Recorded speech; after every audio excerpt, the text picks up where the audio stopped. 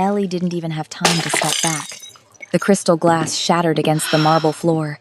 Red wine splashed across her uniform like blood. And Hazel Montgomery, dripping in diamonds and cruelty, screamed loud enough for the entire restaurant to hear. "Thief! This black bitch stole my bracelet!" The Velvet Lounge went deathly silent. The jazz piano stopped mid-note.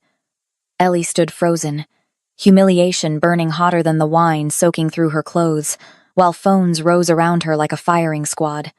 The manager rushed forward, already apologizing to Hazel, already moving to fire Ellie to appease the wealthy client. And then the temperature in the room dropped. From the private VIP booth in the back, the one that cost $5,000 just to reserve a man in a black suit stood up. Tall. Still. Dangerous. No one spoke. No one breathed, because everyone who worked at the Velvet Lounge knew exactly who he was. Yoo-Jun Cho, the CEO, the man who owned half of Koreatown and all of its secrets. He walked forward with the precision of a blade being drawn. Then, stopping beside the trembling socialite, he handed her a white cloth and said in accented English, quiet as death, "Clean it. On your knees. Now." The sound of champagne corks and crystal glasses had been the soundtrack of Ellie Hayes' Friday nights for the past 2 years. The Velvet Lounge sat on the top floor of the Paramount Tower, where the city's elite came to be seen, to make deals, to pretend their money made them better than the people who served them. The air always smelled of expensive perfume, aged whiskey, and fresh orchids imported weekly from Thailand. For Ellie, 25, it was just another shift, another night of smiling through condescension, another collection of tips that would barely make a dent in her family's crushing debt. She moved between tables with practiced grace. Her red and black uniform crisp despite the exhaustion that lived permanently behind her eyes. The smile she gave the couple at table 7 was automatic, professional, hollow. It had been hollow for a long time. The Velvet Lounge was the kind of place that existed in its own reality. Velvet booths, the color of burgundy wine, Art Deco fixtures gleaming gold, a grand piano where a man in a tuxedo played jazz standards that cost more per song than Ellie made in a week. It was home to tech moguls, socialites, politicians who made backroom deals over $400 stakes, and people who measured their worth in how invisible they could make the staff. Ellie belonged here only because she needed to. She didn't belong anywhere else either. At the far end of the lounge, behind a frosted glass partition in the exclusive VIP section, sat 4 men. They were always there on Friday nights. Korean, silent, perfectly tailored suits that cost more than her car. They never caused trouble, never harassed the servers, never even looked up much. They just watched. Especially him, the one who sat in the center, back to the wall, dark eyes that tracked every movement in the room like he was calculating trajectories. Ellie had learned not to make eye contact too long, not to ask questions, not to wonder why a man who clearly commanded empires bothered with a place like this. She brought them their usual premium soju, small plates of kimchi and dedukbaki that the kitchen prepared, specially refilled their water when the glasses hit 3/4 empty, and pretended she didn't feel his gaze on her like heat against her back. That night, everything shattered. The main elevator doors opened with a soft chime, and the energy in the room shifted instantly. 3 women and 2 men spilled out, already loud, already drunk, already demanding attention. Designer, everything Chanel bags, Louboutin heels, watches that could pay off Ellie's family's mortgage.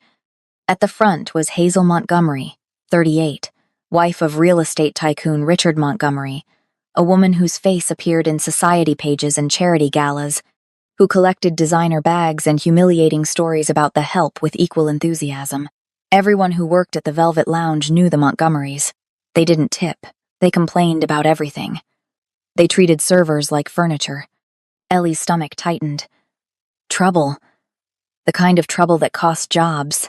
They took the center table, the most visible spot in the entire lounge where everyone could watch them, where their laughter could dominate the space.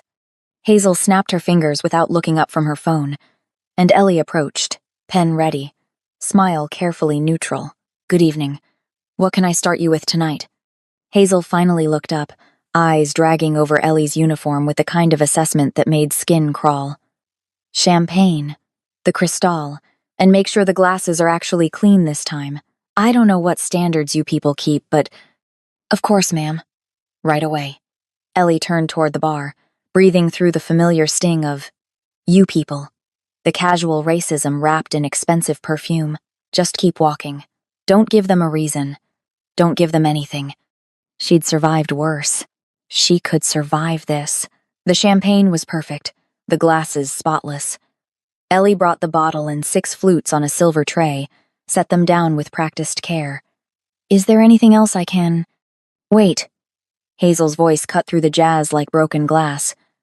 Where's my bracelet? Ellie blinked. I'm sorry? Hazel stood up, swaying slightly, pointing an accusatory finger. My diamond bracelet. It was right here on the table. And now... She looked directly at Ellie, eyes gleaming with malicious certainty.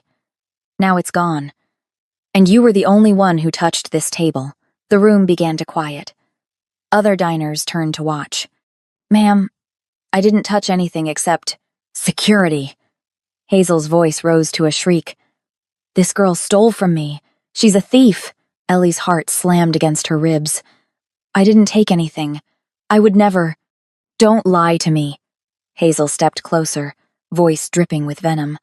And then, loud enough for everyone to hear, she said it. I should have known better than to let some ghetto waitress near my things. This is what happens when places like this hire people like you. The words hit like a physical blow. Ellie heard phones being pulled out, the soft clicks of cameras recording, the whispers starting to spread. Then Hazel picked up her wine glass full, red, expensive, and threw it directly in Ellie's face. The cold liquid hit her like a slap, soaking her hair, her uniform, running down her neck in humiliating rivulets. The crystal glass fell, shattering against the floor in a sound that seemed impossibly loud. Ellie stood there, wine dripping from her chin, the taste of humiliation and Merlot mixing in her mouth, while Hazel's friends laughed and the manager came running and the whole restaurant watched her drown in shame. And then, everything stopped. If you're already hooked, smash that like button and subscribe. Trust me, you'll want to see what happens next. Yujin Cho walked back to his VIP booth without another word, his men following in perfect formation. But before he left, he did something that made Ellie's breath catch. He reached into his jacket, pulled out a black business card with silver embossed characters, and placed it in her wine-soaked hand. His fingers brushed hers for half a second. You'll need this, he said in that quiet, accented voice. Then he was gone, disappearing through the private exit like smoke. Ellie stood there trembling, Hazel on her knees scrubbing wine with a cloth, the entire restaurant frozen in disbelief. The card felt heavy in her palm. No name, just a phone number and a single Korean character she couldn't read. The manager pulled Ellie aside 10 minutes later. His face was pale, apologetic, cowardly. I'm sorry, you're done. Mrs. Montgomery's husband already called. He's threatening to pull his investment in the restaurant group. I can't. He pressed an envelope into her hands. 2 weeks severance. Please don't make this harder. Ellie's world tilted. 2 years of work. Gone. Just like that. She cleaned out her locker in a daze, ignoring the stares from other servers, the whispers that followed her out. By the time she stepped onto the street, it was past midnight. The city glittered around her, indifferent and beautiful and cold. She had $847 in her checking account, rent due in a week, and her brother's tuition payment coming up. 2 weeks of severance wouldn't even cover half of it. The bus stop was empty except for her.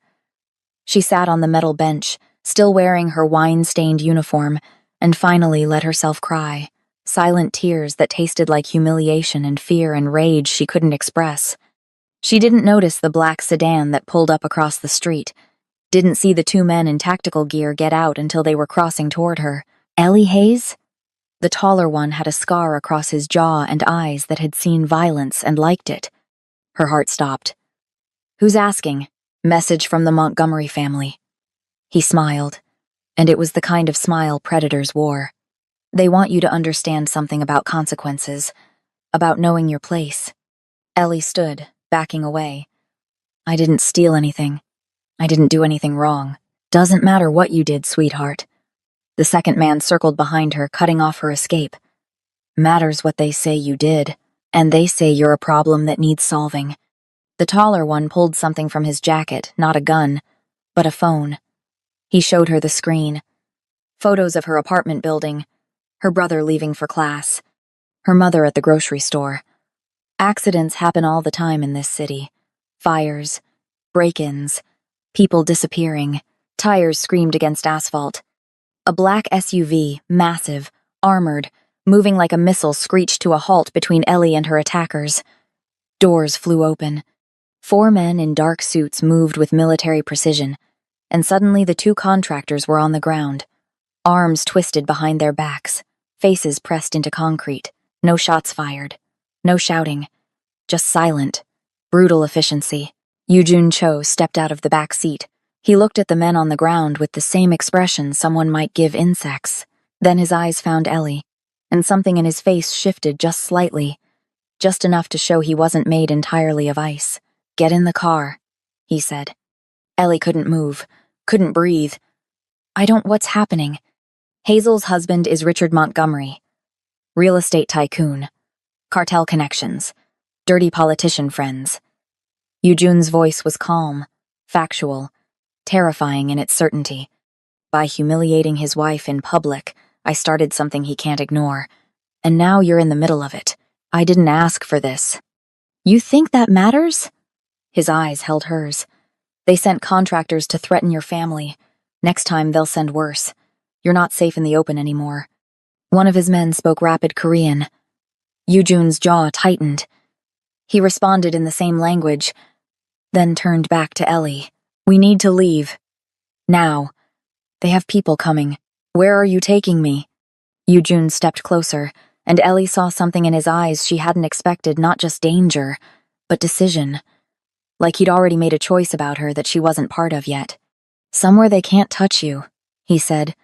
"Unless you'd rather stay here and find out what happens when the next team arrives." In the distance, Ellie heard sirens. Or maybe more engines.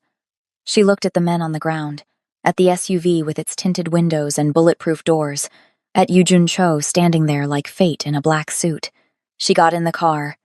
The SUV drove for 20 minutes through parts of the city Ellie had only seen from bus windows, where buildings turned into glass towers, and doormen wore nicer suits than she'd ever owned. They descended into a private underground garage, past security gates that required retinal scans and keycard clearances. When the car finally stopped, Yoo-jun opened her door himself. "This way." The private elevator required his thumbprint. It rose so smoothly, Ellie barely felt the movement, just the uncomfortable pressure in her ears as they climbed higher and higher. 43 floors. The doors opened directly into his penthouse. Ellie stepped out and forgot how to breathe. Floor-to-ceiling windows overlooked the entire city, an ocean of lights stretching to the horizon like scattered diamonds. The space was massive, minimalist, almost brutally cold.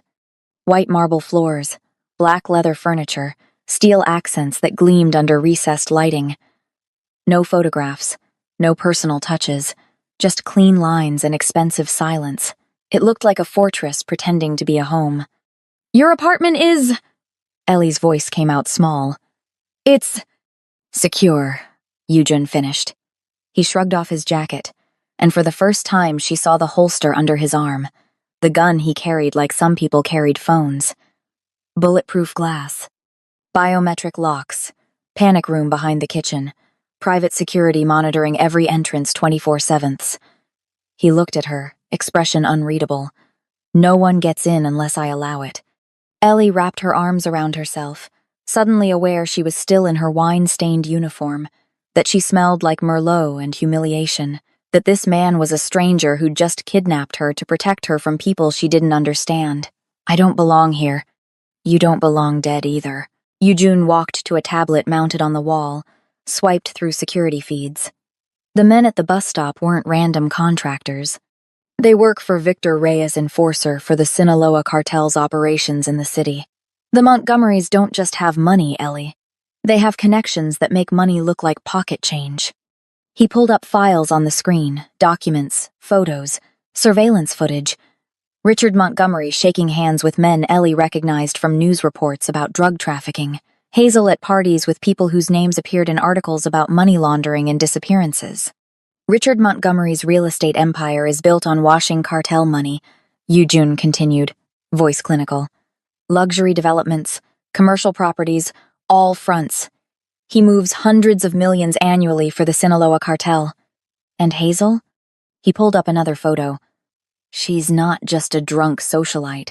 She's the face of their charity foundation that moves cash across borders. Ellie's legs felt weak. Why are you telling me this? Because you need to understand what you're caught in. He turned to face her fully. When I made Hazel kneel in front of a room full of witnesses, I didn't just humiliate her. I challenged their untouchability, their control. The cartel expects the Montgomerys to maintain order, to stay invisible, and now they have to respond or look weak to everyone watching their partners, their enemies, their suppliers. So this is your fault. The words came out sharp, edged with panic. You made me a target. They made you a target the moment Hazel decided you were beneath her. His voice cut through her rising hysteria like ice water. I just made sure the target had protection. I didn't ask for protection. I didn't ask for any of this. Ellie's voice cracked. I just wanted to work, to pay my bills, to survive without. She pressed her hands to her face, feeling tears threaten again. My mom. My brother Marcus. If something happens to them because of me, they're already being watched, Yujun said quietly. My people picked up surveillance on your mother's house 3 hours ago. Montgomery's contractors were setting up. I've redirected the threat, put my own security on them. Ellie's blood turned to ice. What? Your mother is safe. Marcus is safe. But you need to stay here. With me, until I can neutralize this completely. How long? Days, maybe weeks. I can't just disappear. You already have. He showed her another screen. Social media, news articles, her face everywhere. Velvet Lounge employee fired after theft accusation. Woman claims she was assaulted. Restaurant dispute story. Is this a scam? The comments were vicious, racist, calling her a liar, a con artist. Worse things she couldn't read without feeling sick. They're erasing you in public while hunting you in private, Yujun said. It's a two-front war. If they can't physically eliminate you, they'll eliminate your credibility so thoroughly that even if you survive, nobody will believe your version of events. Ellie sank onto the leather couch, head in her hands.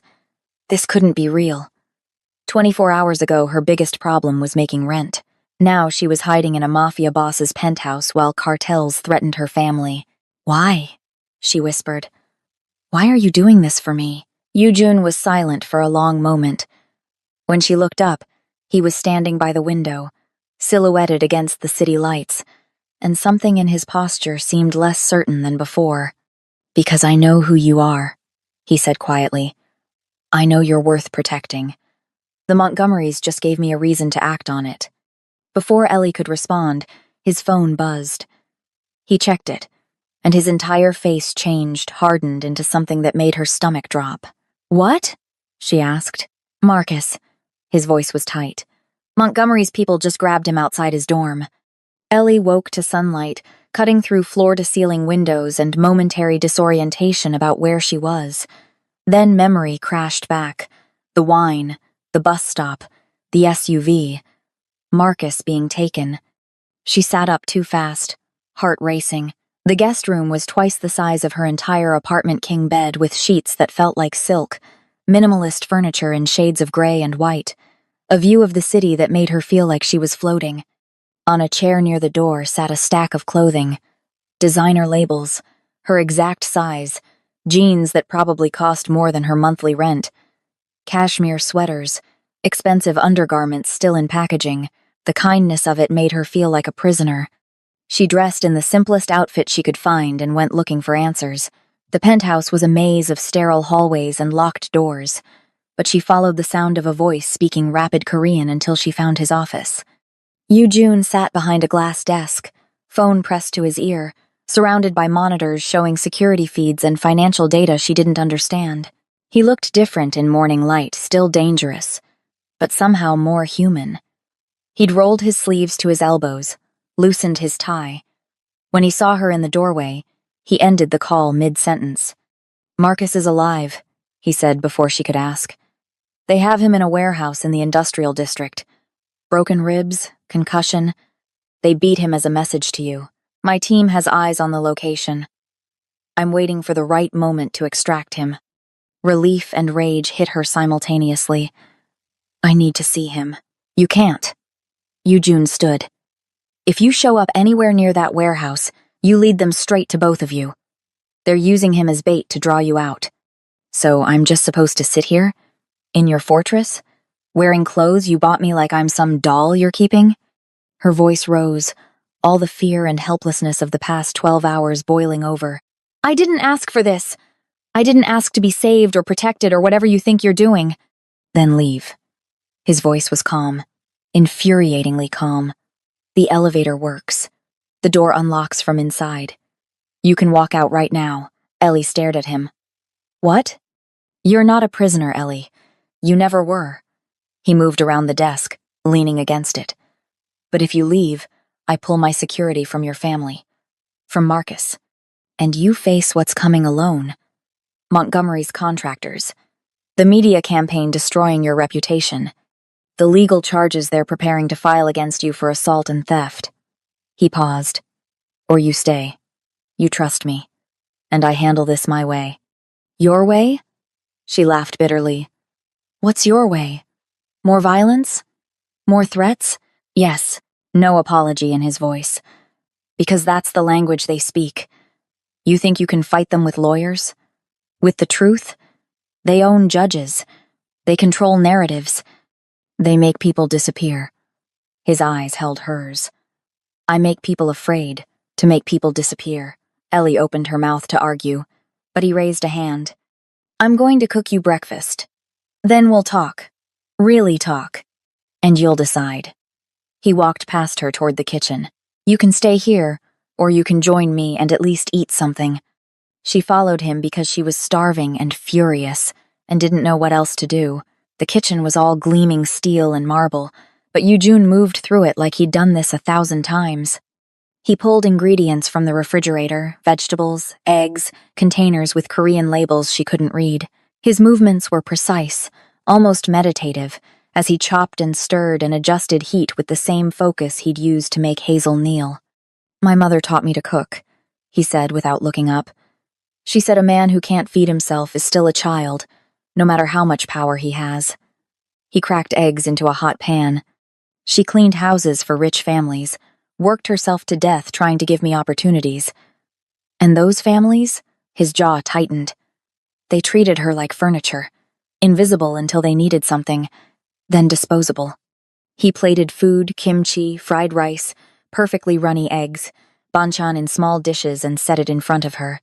The smell alone made her stomach clench with hunger. "In my world," Yujun said, sitting across from her, "respect is currency, more valuable than money, more powerful than connections. You earn it through strength, loyalty, and fear." He looked at her. "You had respect at that restaurant. You earned it through hard work and kindness. And Hazel took it from you in seconds because she could. Because she's never faced consequences." Ellie took a bite. The food was incredible, complex, spicy, comforting in a way that made her chest ache. "So what? You're going to give me my respect back?" "No." His voice dropped. "I'm going to buy it back for you in blood." Before she could respond, alarms blared throughout the penthouse.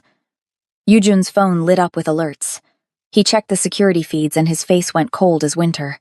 "They're here, now. Who's here?" He showed her the screen, the building lobby. 10 men in tactical gear, not contractors this time, professional soldiers, heavily armed. "Montgomery stopped playing games," Yujun said, already moving. "He sent a kill squad." The kill squad never made it past the lobby. Yujun's security intercepted them with brutal efficiency, suppressed gunfire, tactical takedowns, the whole thing over in 90 seconds. Building security cameras mysteriously malfunctioned during the incident. By the time police arrived, the tactical team had vanished, leaving only confused officers and a lobby that looked untouched. Ellie watched it all unfold on the security monitors, heart hammering, unable to look away from the violence that happened 43 floors below to keep her breathing. "They'll try again," Yujun said, shutting down the feeds. "But not here. Not directly. Montgomery just learned this approach won't work." He checked his phone, and something dark crossed his face. "So he's switching tactics." "What do you mean?" He turned on the massive television mounted on the wall. News. All channels. And there, in HD clarity, was Hazel Montgomery, tears streaming, voice trembling, looking like a traumatized victim instead of a racist drunk who'd assaulted a waitress. "Terrified for my life," Hazel sobbed into the camera. "This woman, Ellie Hayes, has been stalking me for months. She became obsessed, claimed I owed her money, threatened me repeatedly. When I tried to defend myself at the restaurant, she attacked me. And now," her voice broke, "now she's working with known criminals to destroy my family." The screen cut to a news anchor. "We've obtained what appear to be police records showing Hayes has a history of theft, assault, and fraud dating back 6 years. Ellie's blood turned to ice. "That's not real. I've never been arrested. It doesn't matter if it's real." Yujun's voice was eerily calm. "It matters that it looks real." He pulled out his phone, swiped through screens. Social media was exploding. Her face everywhere. Number Ellie Hayes' Ailier trending. Comments calling her a con artist, a gold digger, worse. Doctored mugshots, fabricated court documents. An entire criminal history built from nothing. Someone had even created a fake GoFundMe claiming to be her, asking for money and then disappearing with donations. The comments were vicious. "Of course she's scamming people." Typical. "She targeted that poor woman because she's rich." Ellie felt sick. "They're rewriting who I am. They're trying to." Yujun shut off the television. "But they made a mistake." "What mistake?" "They've won. The whole city thinks They think they're playing in their world." He walked to a door she'd assumed was a closet and pressed his palm to a biometric scanner. It opened to reveal another room, smaller, darker, filled wall to wall with monitors and equipment that looked military grade. "They're playing in mine now." Ellie followed him inside. The screens showed everything. Traffic cameras, social media feeds, financial transactions scrolling in real time, encrypted communications being decoded. In the center sat a young Korean woman with purple-streaked hair and multiple monitors, fingers flying across keyboards. "This is Minji," Yujun said. "My information architect." Minji glanced up, gave Ellie a quick nod, then returned to her screens. "Boss, I've isolated the source of the fabricated records. They're good professional forgeries run through legitimate law enforcement databases using compromised credentials. But," she pulled up code. "They left traces. Whoever did this got sloppy with the timestamps. Can you prove they're fake?" Ellie asked. "Better." Minji smiled. "I can prove who made them and who paid for them. Montgomery's lawyer used a dark web service that's actually a honeypot run by..." She glanced at Yujun. "By people who owe me favors," he finished. "Every transaction, every communication, every dollar. We have it all." Ellie stared at the screens. "You control this? All of this?" "I control the flow of information in every network that matters in this city," Yujun said. "Legal and illegal. The Montgomerys think they own the narrative because they have money and media connections. But information?" He gestured to the screens. "Information is power they don't understand." Another monitor lit up with incoming data. Minji's eyes widened. "Boss, you need to see this." The screen showed financial records, millions moving through offshore accounts. Hazel's charity foundation, Richard's real estate holdings, cartel shell companies, and names, familiar names, city officials, judges, police commissioners. "They've been paying off half the city," Ellie whispered, "for years." Yujun's voice was cold, washing cartel money through the foundation. Every charity dollar they claim to donate, half goes to bribes, the other half to offshore accounts controlled by the Sinaloa cartel. He turned to her. "They play with lies. We kill them with the truth. When? Soon. But first. His phone buzzed. He checked it and his jaw tightened. They just leaked something else. The television turned back on. Another news alert. And there was what appeared to be her brother Marcus, being led into a police station in handcuffs. Marcus Hayes, brother of Ellie Hayes, has been arrested on charges of assault and drug possession after allegedly attacking the security detail assigned to protect Hazel Montgomery. Ellie couldn't breathe. No, he's in the warehouse. This is another deep fake. Yujun finished. They're layering lies to draw you out, make you desperate enough to turn yourself in. I have to do something. That's what they want. He gripped her shoulders, forcing her to look at him. The moment you show up at that police station, they arrest you on the fabricated charges. And while you're processing, Marcus disappears from the warehouse. Both of you gone. Do you understand? Tears burned her eyes. He's my brother. I can't just... The monitors erupted with new alerts. Minji's face went pale. Boss, we have a problem. Multiple news outlets just received an anonymous package. What package? Minji pulled up the content. Video footage. Security camera. The restaurant. But not from that night. From 3 weeks ago. And there was Ellie or someone who looked exactly like her stealing from the till when she thought no one was watching. That's not me, Ellie whispered. But it looked like her. Moved like her. Wore her uniform. Deep fake, Minji said. But a good one. Yujun's phone rang. He answered. Listened. His face growing darker. When he hung up, he looked at Ellie with something that might have been concern. What? She asked, though she wasn't sure she wanted to know. The district attorney just issued a warrant for your arrest. Theft, fraud, conspiracy, and they're claiming you're a flight risk. He paused. They want you in custody within 24 hours, or they're adding your family as accomplices. 24 hours, Ellie repeated, the words tasting like ash.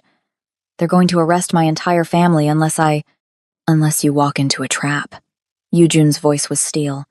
Which you won't, because in 8 hours everything changes. He turned to Minji. Release it, all of it. Now. Minji's fingers flew across keyboards. Uploading to 14 different platforms simultaneously. Can't be taken down fast enough to matter. What are you doing? Ellie asked. Yujun pulled up his phone and handed it to her.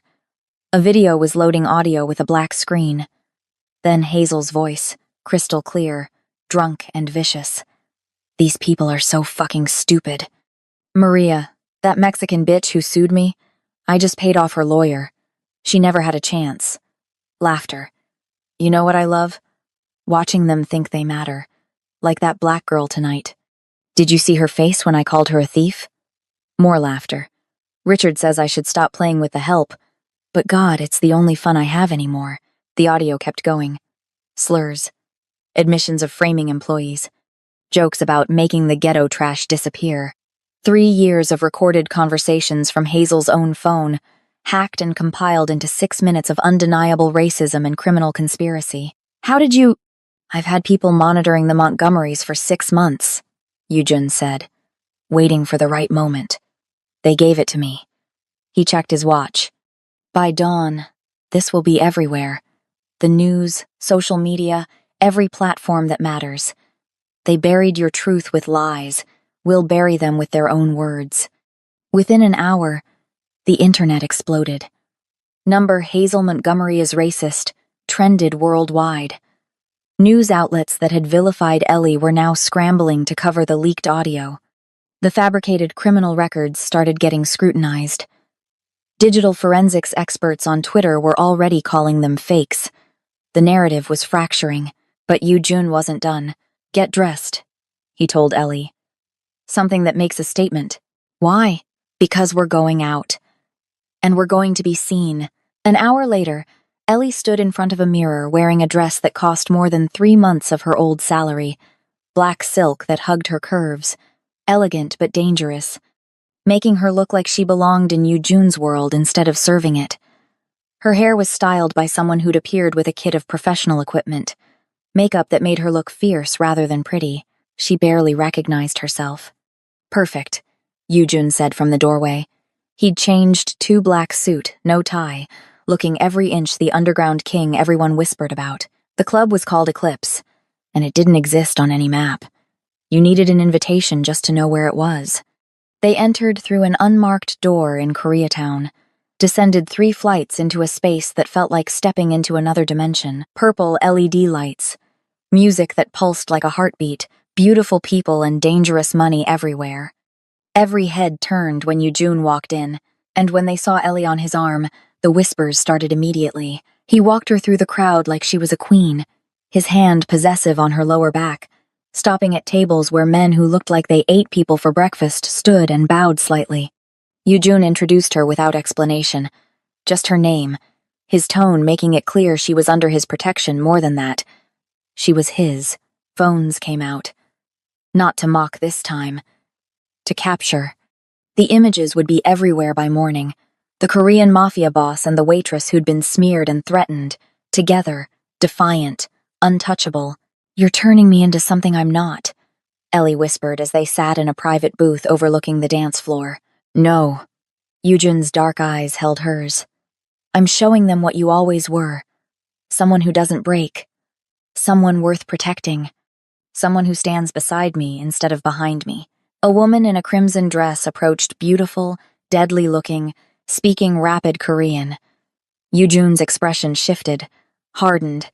"What?" Ellie asked when the woman left. "That was Minji's contact. She brought intel I've been waiting for." He pulled out his phone, showed her a photograph. A warehouse, thermal imaging showing a single heat signature. "That's Marcus. Still alive. Still in the same location." Ellie's heart lurched. "Can we?" "Not yet. Montgomery's people are waiting for exactly that a rescue attempt they can ambush." His voice dropped. But this confirmed something else. Montgomery is getting desperate. The cartel is asking questions about why their money pipeline is suddenly under scrutiny. He's running out of time and options. His phone rang. Unknown number. He answered on speaker. Richard Montgomery's voice, smooth and cold. "Mr. Cho, I believe we need to negotiate. You have something of mine, my reputation. I have something of yours, the girl's brother. Shall we arrange an exchange?" "No exchange," Yoojun said into the phone, his voice deadly calm. "Release him unharmed, or I release everything else I have on you. Bank records, cartel connections, every politician you own, every dirty deal, all of it." Richard laughed. "You're bluffing. If you had that much, you'd have used it already. Try me." Yoojun ended the call. Ellie grabbed his arm. "He has Marcus. I know where Marcus is. I've known since they took him." He showed her another screen-live satellite thermal imaging of a warehouse in the industrial district. "I've had a team in position for 3 hours. But Montgomery needed to think he had leverage. Now." His phone buzzed with an alert. He checked it, and something flickered in his eyes. Surprise. Now things get interesting. The security feed showed the lobby. And there, stumbling through the entrance, was Marcus. Alive. Bruised but mobile. Talking frantically to building security. "He escaped."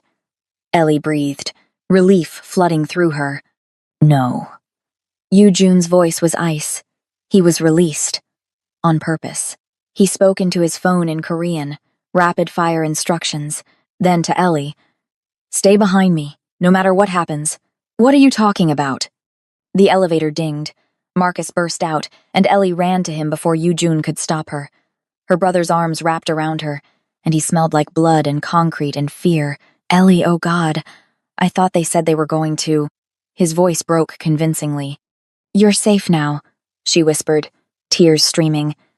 "You're safe." Over her shoulder, Marcus's eyes met Yoojun's. And for just a fraction of a second, something passed between them. Recognition. Calculation. Yoojun's hand moved to his gun. "Marcus," Yoojun said quietly.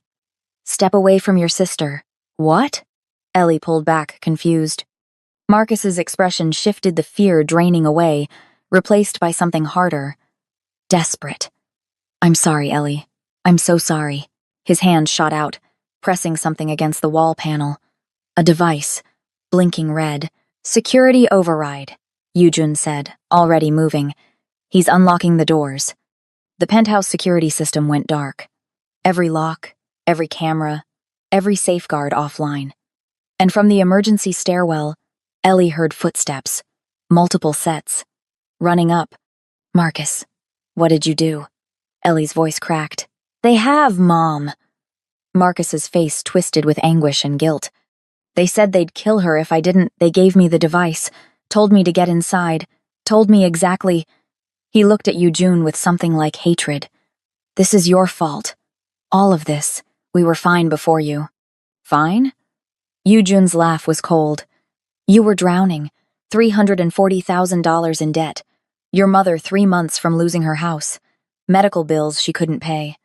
Loan sharks circling. He pulled out his phone, showed Marcus a document. I've been paying it off for 14 months. Every bill, every threat, every dollar. Marcus went pale. That's not, you're lying. Check your mother's mortgage, student loans, hospital collections. Yujun's voice was merciless. All paid in full, all transferred to accounts that trace back to my holdings. You were never fine, Marcus. You were broke and desperate. And I kept your family afloat while you gambled away what little money Ellie sent you. Ellie felt like she'd been punched. What? He's been betting online, Yujun said, eyes still on Marcus. Sports, poker, anything he could access. Lost $60,000 last year alone. Your money. Your mother's money. Money you earned serving people who treated you like garbage. The footsteps were getting closer. 5th floor. 4th. Why? Ellie whispered, staring at her brother. Why would you— They have Mom, Marcus shouted. Right now. Montgomery's people. They said if I didn't unlock the doors, they'd burn the house down with her inside. What was I supposed to do? Yujun was already on his phone, speaking Korean. He listened, then his expression shifted, genuine concern bleeding through his control. Your mother isn't in the house. She hasn't been home in 6 hours. You're lying.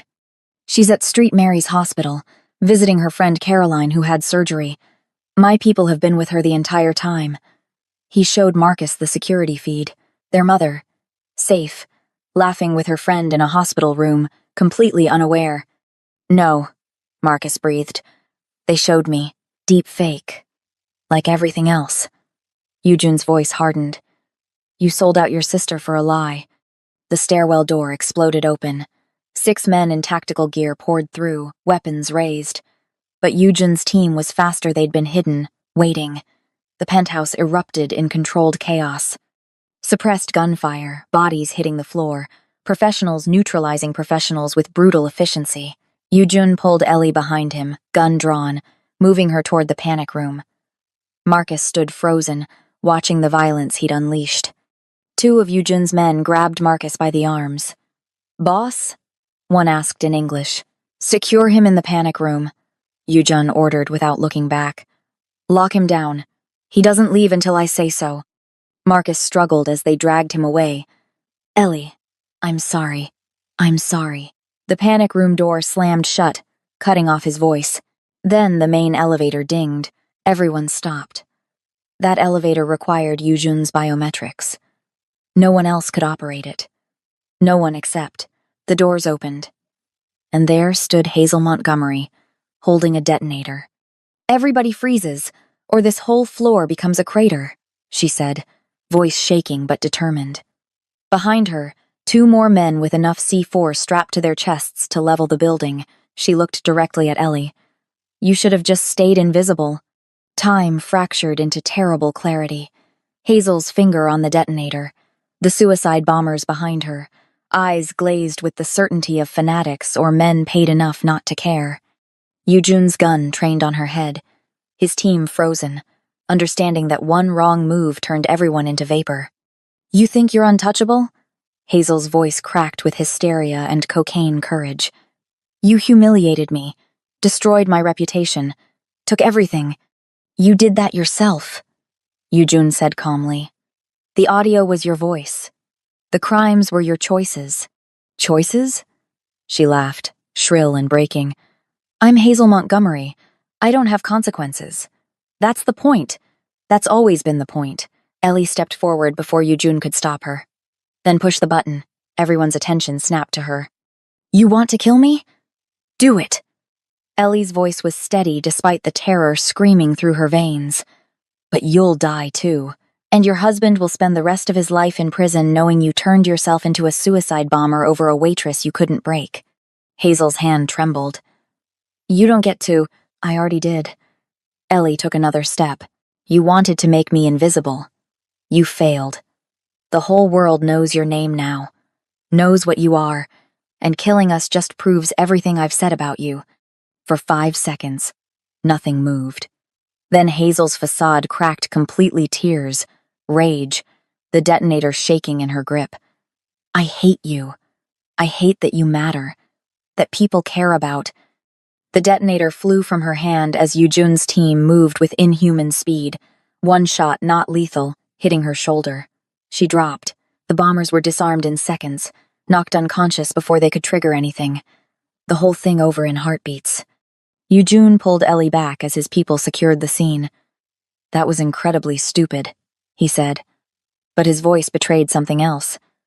Admiration, fear for her, relief, worked, didn't it?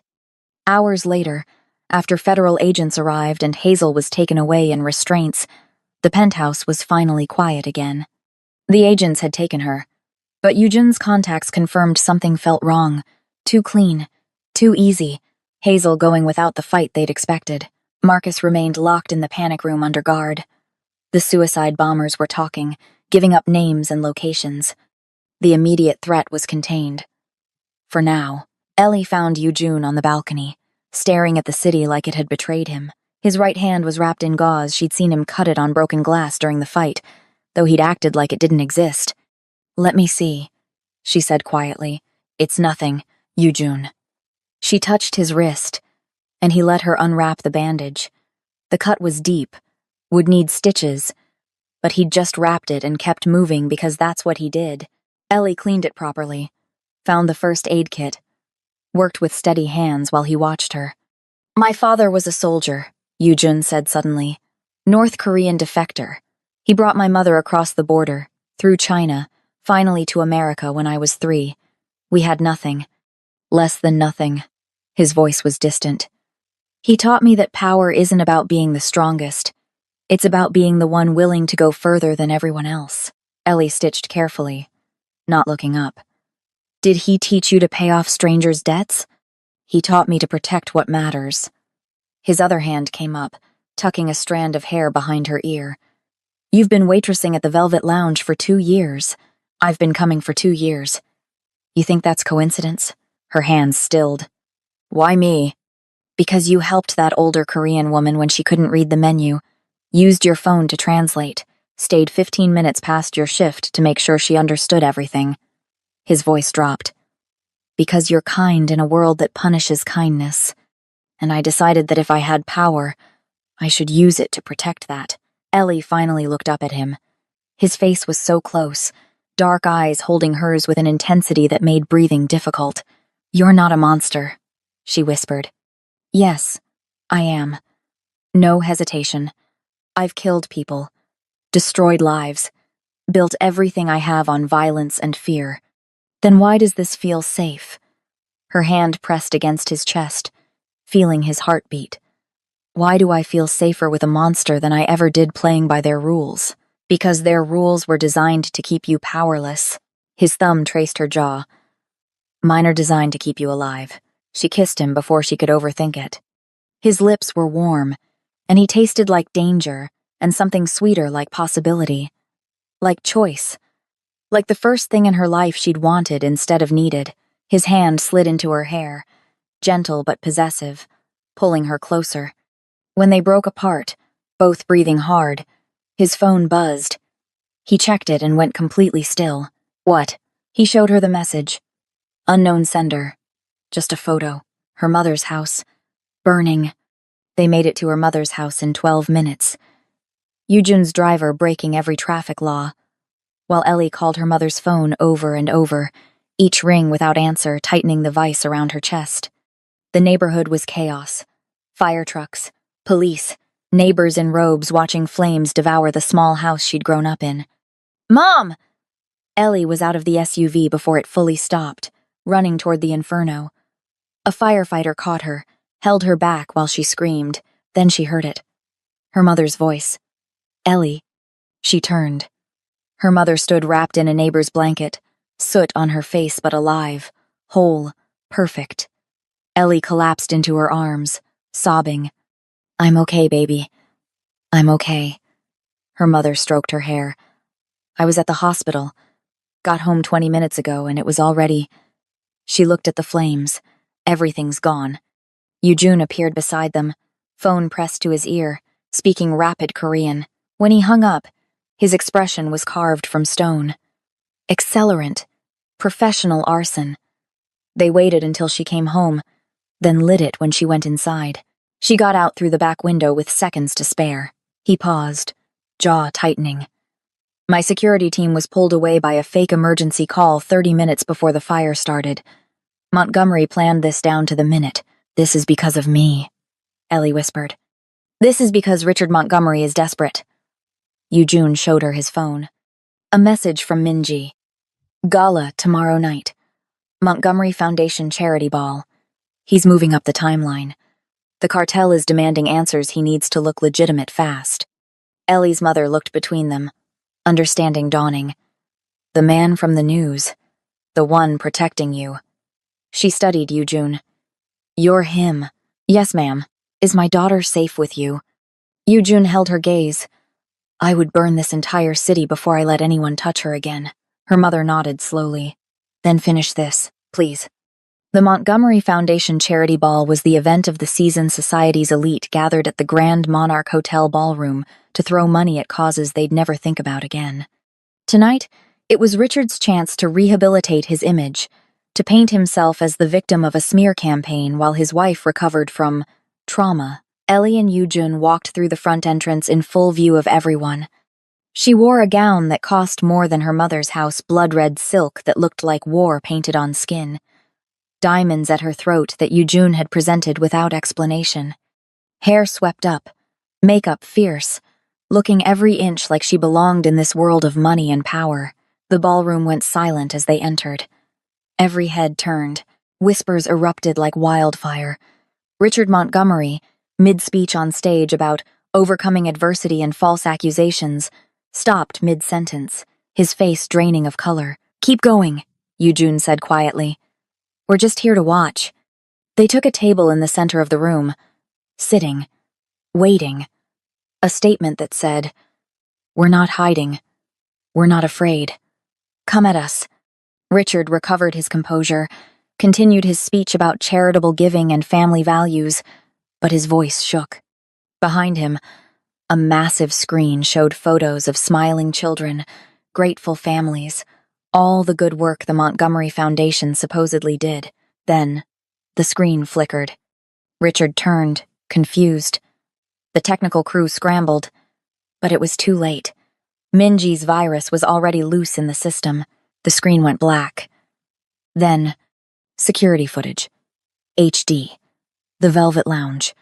Hazel throwing wine in Ellie's face in excruciating detail. The audio crystal clear.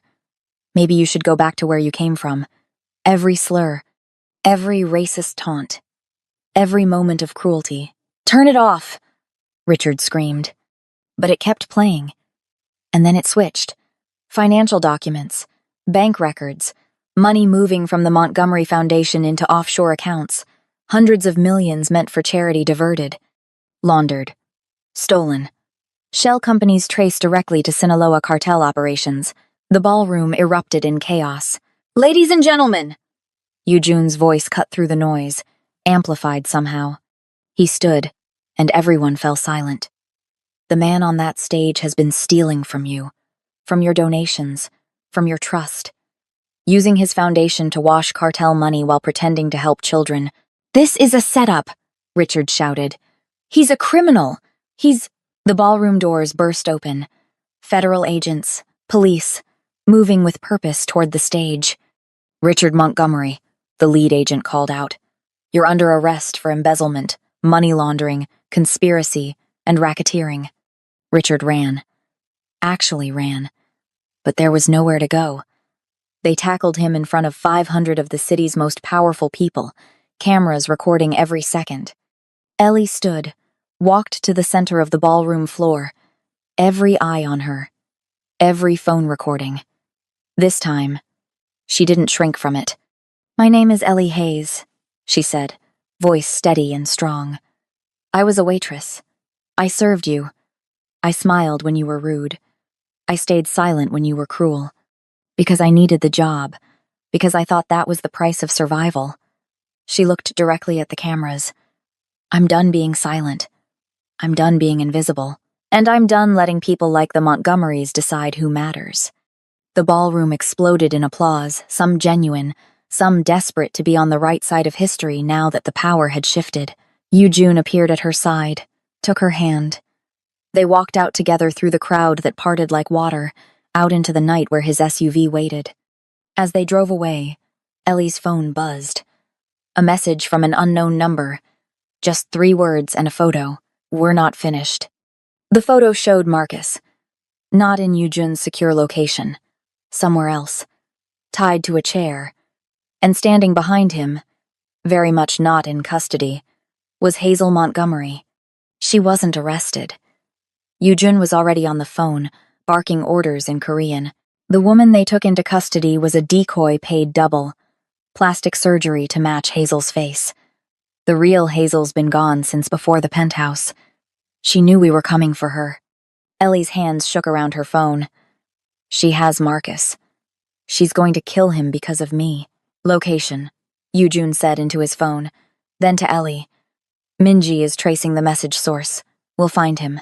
"How long?" His silence was answer enough. Too long. Maybe too late. The phone in Ellie's hand buzzed again. A video this time. Marcus, bound to a chair in what looked like an abandoned building, Hazel's voice off camera. "You took everything from me. My reputation, my marriage, my life. So I'm taking what you love. He has 1 hour. Come alone, or I start with his fingers." An address appeared. The old textile factory on the east side, abandoned, isolated. Perfect for this. "It's a trap," Yoo-jun said. "I know." Ellie was already moving toward the door. "I'm going anyway." He caught her arm. "Then we do this my way." 30 minutes later, Ellie walked into the textile factory alone, or appearing to be alone. Yoo-jun's team was already positioned, invisible in the shadows, waiting for her signal. She'd wanted to argue, to tell him she could handle this herself, but the truth was simple. She'd learned to accept protection. She'd learned that strength wasn't about facing everything alone. "Marcus?" Her voice echoed through the cavernous space. "Here." His voice, strained with pain and fear. She found him in the center of the main floor, chair under a flickering light, blood on his face but alive. Hazel stepped from the shadows. No longer the polished socialite hair wild, makeup smeared, holding a gun with the desperate certainty of someone with nothing left to lose. "You ruined me," Hazel said, voice cracking. "I was untouchable. I was a monster," Ellie finished. "You were a monster who finally got caught. I gave that waitress job meaning," Hazel screamed. "You were nothing, invisible. I made you matter by destroying you." "No," Ellie stepped forward, unafraid. "You made me matter by showing the world exactly what people like you really are. And now everyone knows." Hazel's hand shook on the gun. "You think you've won? You think walking out of here with your brother makes this a happy ending?" She laughed, bitter and broken. "You're with Yoo-jun Cho now. You've traded one prison for another. He's a killer, a criminal. And you—" She looked at Ellie with something like pity. "You've become just like him." "No," Yoo-jun's voice cut through the darkness as he stepped into the light. "She's become who she was always meant to be. Someone who doesn't apologize for surviving." His team moved like ghosts, surrounding Hazel before she could react. The gun was taken. She collapsed, screaming about injustice and conspiracy, still not understanding that the world had simply stopped protecting her. This time, the federal agents who arrived were the real thing. No escapes. No body doubles, just Hazel Montgomery, finally facing consequences. 3 weeks later, the trials were over. Richard Montgomery, 45 years. Hazel, 25 years. Their empire dismantled, assets seized, the foundation dissolved. The Sinaloa cartel had already cut ties, burning every connection to avoid prosecution. Marcus was in rehab, working through his gambling addiction and the guilt that came with betrayal. Her mother had a new house Eugene's doing, though he tried to make it seem like insurance.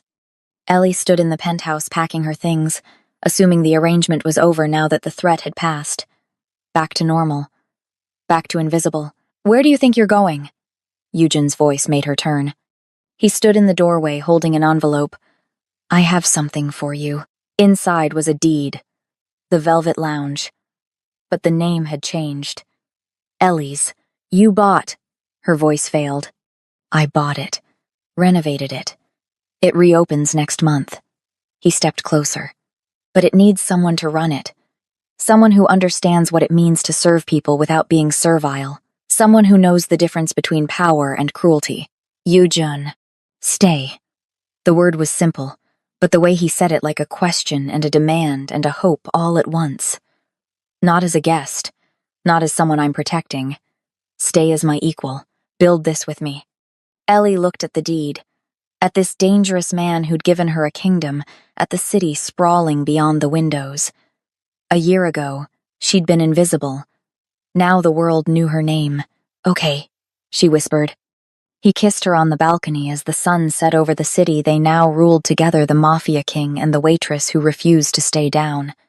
But neither of them saw the figure watching from the building across the street, or the rifle scope tracking their every move, or the voice speaking into a radio in accented English that wasn't Korean. "Targets acquired. The Sinaloa cartel sends its regards.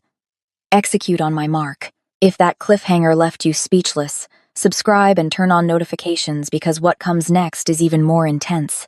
The cartel is coming for them, and nobody is safe. Drop a comment. Did Ellie make the right choice? Or is she walking into a deadlier trap? Hit that like button if you're obsessed with this story and want more. This is just the beginning. The real war starts now. Subscribe. You don't want to miss what happens next.